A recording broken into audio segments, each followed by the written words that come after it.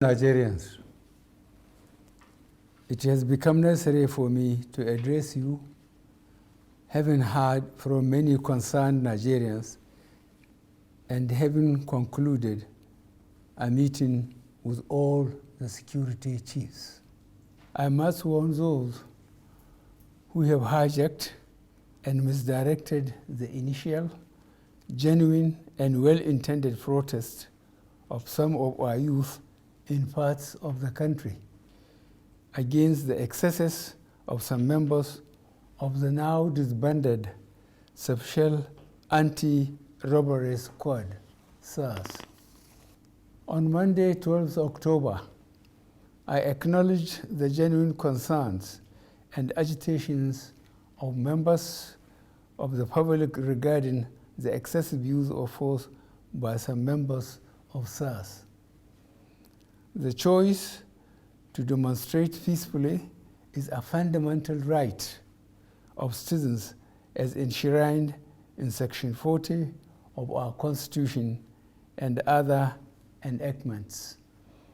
But this right to protest also imposes on the demonstrators the responsibility to respect the rights of other citizens and the necessity to operate within the law.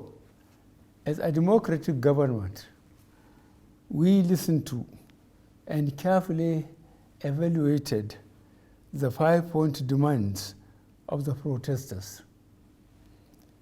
And having accepted them, we immediately scrapped SARS and put measures in place to address the other demands of our youth. On approving the termination of SARS, I already made it clear that it was in line with our commitment to the implementation of extensive police reforms. Sadly, the promptness with which we have acted seemed to have been misconstrued as a sign of weakness and twisted by some for their selfish, unpatriotic interests. The result of this is clear to all observers. Human lives have been lost, acts of sexual violence have been reported, 2 major correctional facilities were attacked and convicts freed, public and private properties completely destroyed or vandalized, the sanctity of the palace of a peacemaker, the Oba of Lagos, has been violated. So-called protesters have invaded an international airport and in the process disrupted the travel plans of fellow Nigerians and our visitors. All this executed in the name of the End SARS protests. I am indeed deeply pained that innocent lives have been lost. These tragedies are uncalled for and unnecessary. Certainly, there is no way whatsoever to connect these bad acts to legitimate expression of grievance of the youth of our country.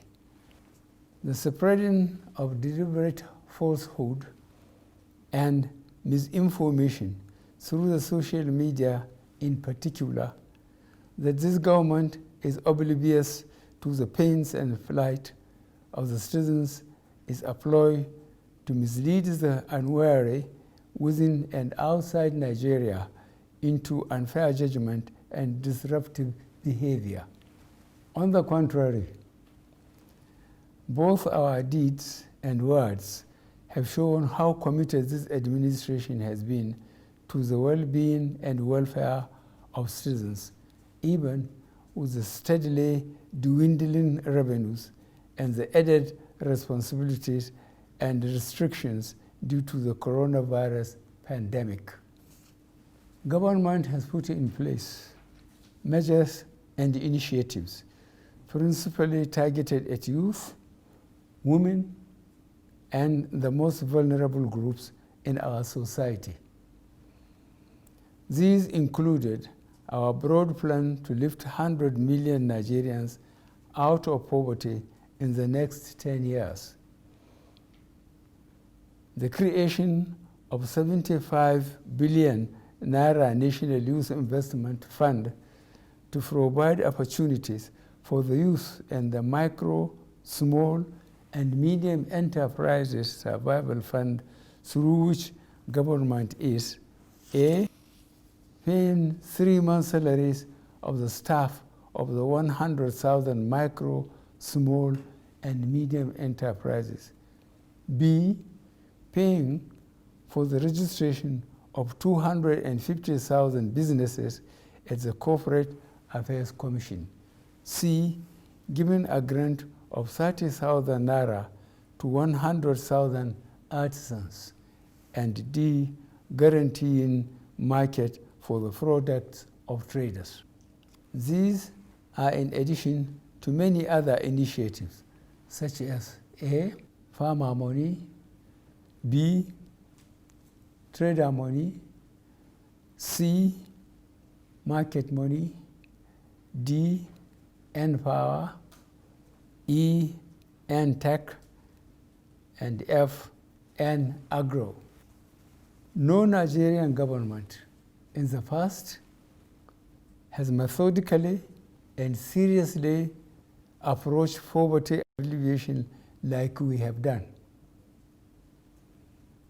With regards to the welfare of police personnel, the National Salaries, Income and Wages Commission has been directed to expedite action on the finalization of the new salary structure of the members of the police force. The emoluments of other paramilitary services are also being reviewed upwards. In order to underscore the importance of education in preparing youth for the future, this administration has come up with a new salary structure and other incentives for our teachers. Let me, at this point, reaffirm the federal government's commitment to preserving the unity of this country.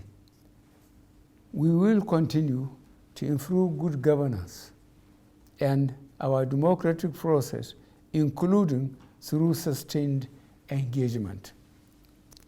We shall continue to ensure that liberty and freedom, as well as the fundamental rights of all citizens, are protected.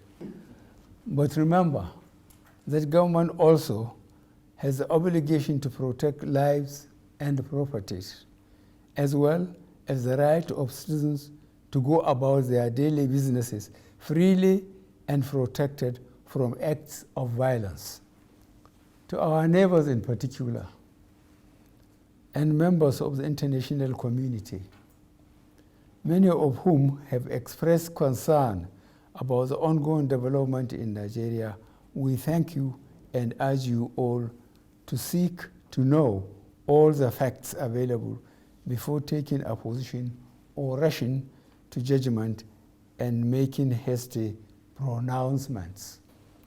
In the circumstances, I would like to appeal to protesters to note and take advantage of the various well-thought-out initiatives of this administration designed to make their lives better and more meaningful, and resist the temptation of being used by some subversive elements to cause chaos with the aim of truncating our nascent democracy.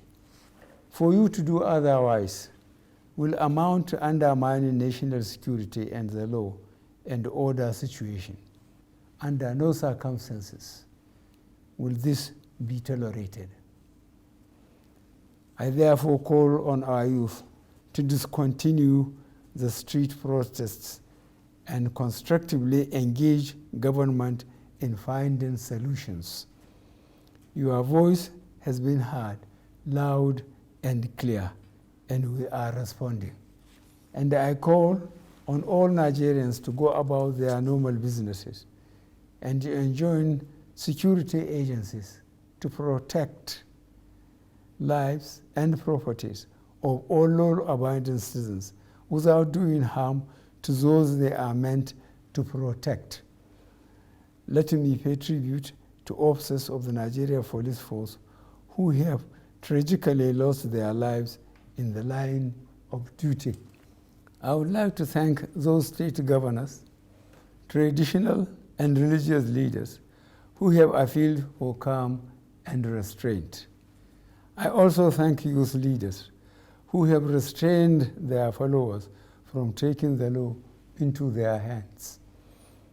This government respects and will continue to respect all the democratic rights and civil liberties of the people, but it will not allow anybody or groups to disrupt the peace of our nation. Thank you all. God bless the Federal Republic of Nigeria.